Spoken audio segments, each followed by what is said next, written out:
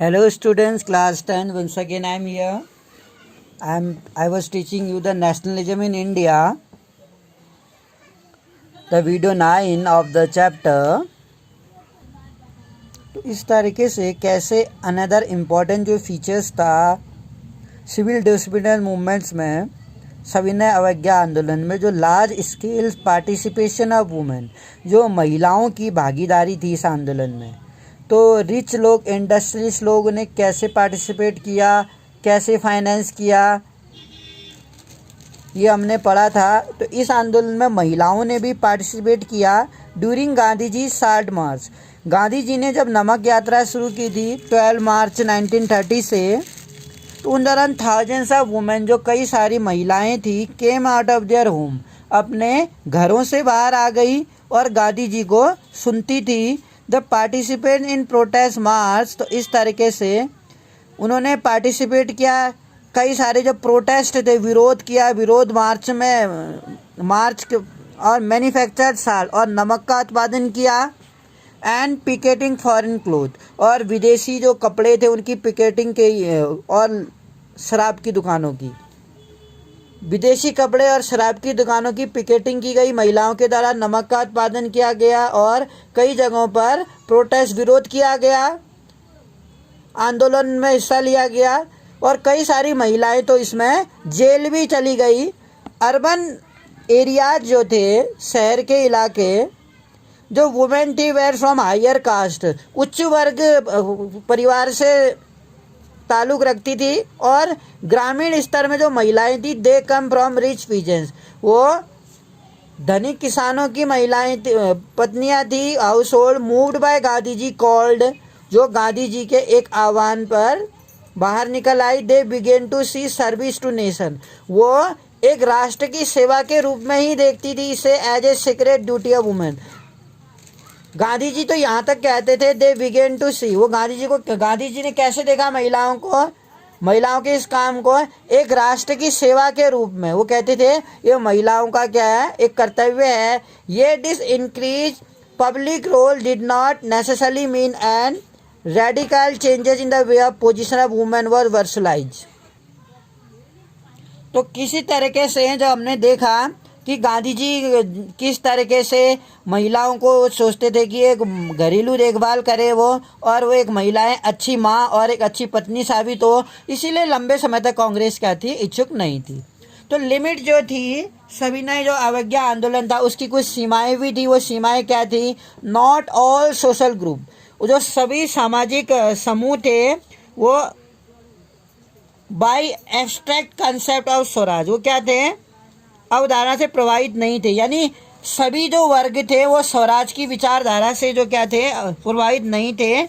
और one such group was, और उनमें से एक ऐसा ही जो समुदाय था, वो राष्ट्र का जो समुदाय वो था अछूतों का था। अछूत जो थे, अनटचेबल्स थे, उन लोगों का समुदाय गांधी जी की जो विचारधारा थी, जो स्वराज जो उनका कंसेप्ट था, उससे शायद वो ज़्यादा ताल्लुक़ नहीं रखते थे। Who from around 1938 began to call themselves Dalit और ऑप्रेस्ड। तो ये देखा जाता है कि 1930 के बाद खुद को दलित या उत्पीड़ित कहने लगी थी, क्योंकि वो दलित थे, उनका बहुत उत्पीड़न होता था। For a long the Congress has ignore the Dalit for fear for offending the टेंटेनाइज the conservative high caste Hindus. ये कहना चाह रहा है कि कांग्रेस ने लंबे समय तक दलितों पर ध्यान नहीं दिया, क्योंकि कांग्रेस रूढ़िवादी स्वर्ण हिंदू जो सनातन पंथी से, उनसे डरी हुई थी। इसका अर्थ क्या है? कभी भी उन्होंने दलितों का फेवर नहीं किया। अगर वो दलितों का फेवर करते तो जो उच्च वर्ग के सनातन धर्मी थे, हिंदू धर्म थे, रूढ़िवादी जो लोग थे, बड़े विचारधारा के, शायद उनका उन्हें क्रोध का सामना करना पड़ता। Congress has ignore the Dalit, दलितों को इग्नोर किया उन्होंने। For fears of offending the Sanatanis, जो उच्च सनातनी और रूढ़िवादी विचारधारा के हिंदू कास्ट के जो लोग थे, उनसे डरी हुई थी। इसलिए शायद वो उनको एक समान इक्वलिटी नहीं देना चाह रही थी, जो अनटचेबल लोग थे। बट महात्मा गांधी ने ये डिक्लेयर किया कि Swaraj would not come, Swaraj इस धरती पर तब तक नहीं आएगा, 100 साल तक भी नहीं आएगा। If untouchability was not eliminate, जब तक कि भारत से छुआछूत को हम एलिमिनेट ना करें, छुआछूत को हम भारत से बाहर ना करें, तब तक भारत में कभी स्वराज आ ही नहीं सकता, भारत सच्चे अर्थों में आज़ाद हो ही नहीं सकता। ही कॉल द अनटचेबल हरिजन, उन्होंने, महात्मा गांधी ने अनटचेबल यानी छुआछूत दलित लोगों को हरिजन नाम दिया। हरिजन कहा उन्हें, और द चिल्ड्रन ऑफ गॉड, या तो उन्हें भगवान की संतान कहा। ऑर्गेनाइज सत्याग्रह, तो इस तरीके से सत्याग्रह सिक्योर द एंट्री, और इस सत्याग्रह के कारण ऑर्गेनाइज, उन्होंने सत्याग्रह आयोजित किया और सिक्योर दम, और उन्हें क्या किया, सिक्योर किया, उन्हें मंदिरों में और सार्वजनिक तालाबों में, टेम्पल्स में और टैंकों में, रोडों में और स्कूलों में जाने के लिए अलाउ किया। और अधिकार, ये समान अधिकार दिलाने के लिए गांधी जी ने उनके लिए एक सत्याग्रह चलाया है कि ये जो दलित लोग हैं ये भी ईश्वर की संतान है, इन्हें भी मंदिरों में जाने का, पार्क में घूमने का, होटल में खाना खाने का, ट्यूबवेल से पानी लेने का और स्कूल में एक साथ पढ़ने का अधिकार है। तो गांधी जी का तो ये कथन था कि अभी हम स्वराज की अगर बात कर रहे हैं हिंदुस्तान में और एक फ्रीडम की बात कर रहे हैं, इक्वलिटी की बात कर रहे हैं, तो भारत में जब तक हम अनटचेबल्स लोगों को एक फ्रीडम नहीं देंगे, एक स्टेटस या एक रिस्पेक्ट नहीं देंगे, तब तक भारत में स्वराज का आना पॉसिबल नहीं है।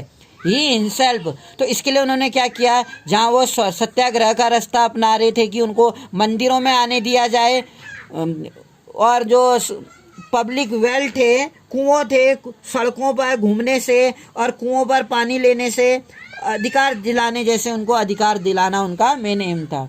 उन्होंने इसके लिए खुद टॉयलेट साफ किया, मैला धोने का काम किया और खुद वो क्या करने लगे, शौचालय को साफ करने लगे। To dignify the work of Bhangi, जो भंगी काम करते थे, जो स्वीपर जो होते हैं, उनके काम को उन्होंने खुद साफ किया, खुद टॉयलेट शौचालय साफ किया। And persuaded upper caste to change their heart, और परस्यूडेड यानी कि उन्होंने उच्च जातियों को आह्वान किया, उनसे अनुरोध किया कि वो अपना हृदय क्या करे, परिवर्तन करे और अस्पृश्यता के पाप को छोड़ दे, give up the sin of untouchability. तो कहीं ना कहीं ये ज़रूरी भी था कि लोग जो छुआछूत को बढ़ावा दे रहे हैं, कहीं ना कहीं वो क्या था, एक पाप था जिसमें हम छुआछूत को बढ़ावा दे रहे हैं, एक समाज में समानता के स्थान पे असमानता ला रहे हैं, इनइक्वालिटी आ रही है, रिच और पुअर में एक गैप आ रहा है, एक सोशल स्टेटस में गैप आ रहा है। तो गांधी जी ने हमेशा से इन छुआछूतों को, अनटचेबिलिटी को एक सिन कहा, पाप कहा, उनको भी एक ईश्वर की संतान माना। तो कहीं ना कहीं गांधी जी का जो विजन था, आपको नहीं लगता कि बहुत अच्छा था, एक समानता का अधिकार दिलाना चाहते थे कि उन्हें भी एक समाज में, जो इस संसार में आया है उसे भी एक समान, एक रिस्पेक्ट के साथ उसे जीने का अधिकार है, उसके साथ हम डिस्क्रिमिनेट नहीं कर सकते हैं। मैनी दलित लीडर, अब इसमें बहुत सारे जो दलित लीडर थे, keen on a different political solution to problem of communities. बहुत सारे जो दलित नेता थे अपने समुदाय की समस्याओं का अलग राजनीतिक हल ढूंढना चाहते थे।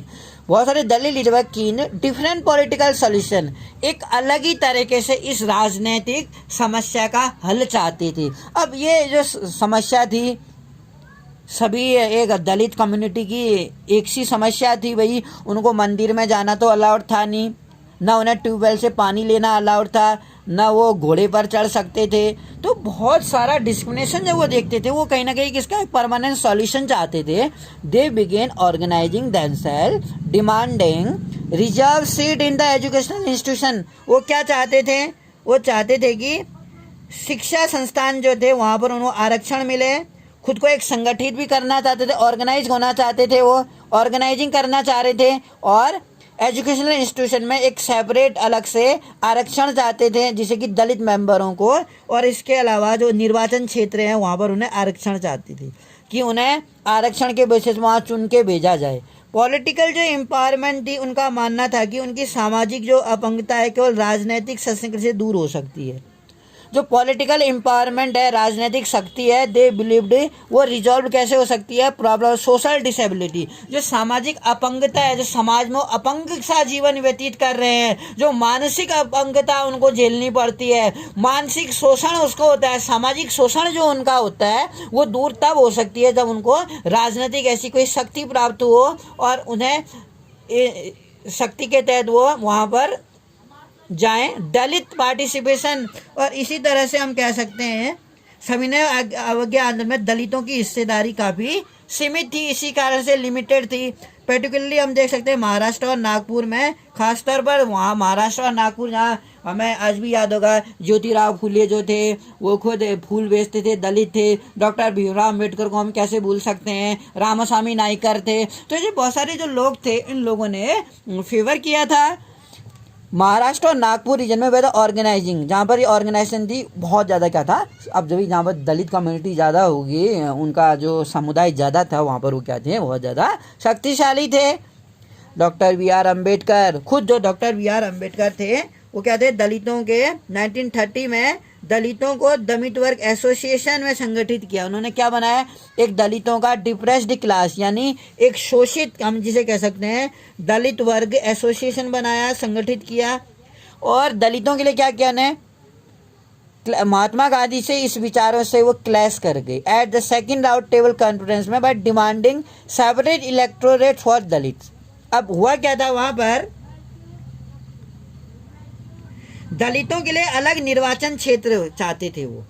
तो इसके सवाल पर वहाँ पर गांधी जी के साथ इनका काफ़ी विवाद हुआ, क्योंकि जो सेकंड राउंड टेबल कॉन्फ्रेंस था उसके लिए जो बी आर अम्बेडकर थे वो क्या चाहते थे, अलग निर्वाचन क्षेत्र चाहते थे।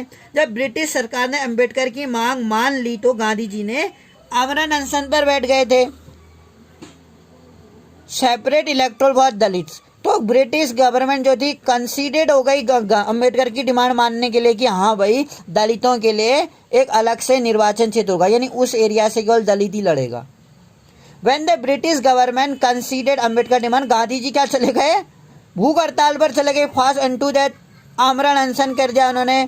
He believed the separate electorate for Dalit would slow down the process of the integration into society। और गांधी जी का ये मानना था कि अगर हम दलितों के लिए अलग से निर्वाचन क्षेत्र बनाते हैं या उनके लिए अलग निर्वाचन प्रक्रिया करते हैं कि उसमें दलित वर्ग के लिए दलित में से खड़ा होगा, उनको वोट भी दलित ही करेगा, तो कहीं ना कहीं समाज में वो एक नहीं हो पाएंगे, समाज में उनको एक अलग से नज़रों से नहीं देखा जाएगा अलग।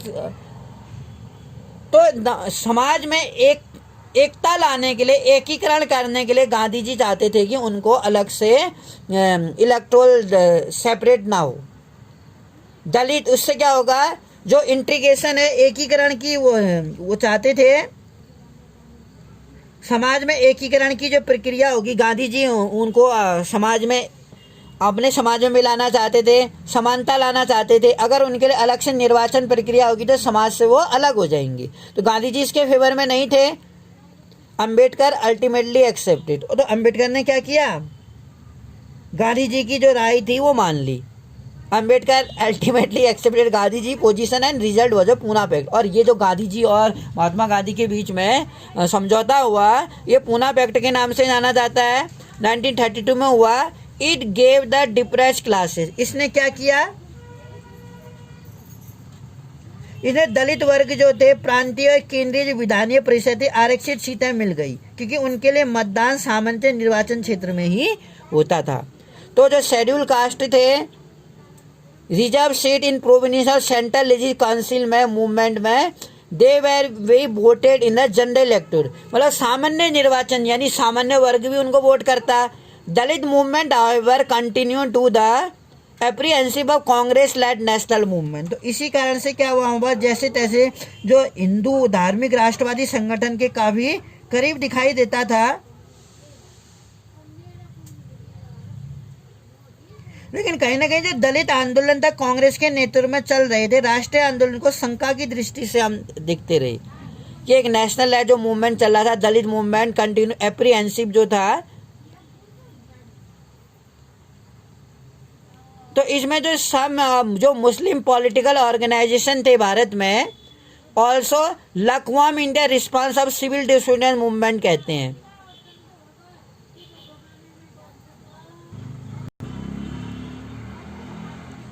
कहीं ना कहीं जो मुसलमान वर्ग था, मुस्लिम वर्ग था, इस असहयोग आंदोलन से बिल्कुल ही ना गर्मजोशी से स्वागत नहीं किया, क्योंकि मैंने आपको बताया जैसे कि हिंदू महासभा से ज़्यादा कांटेक्ट में थे।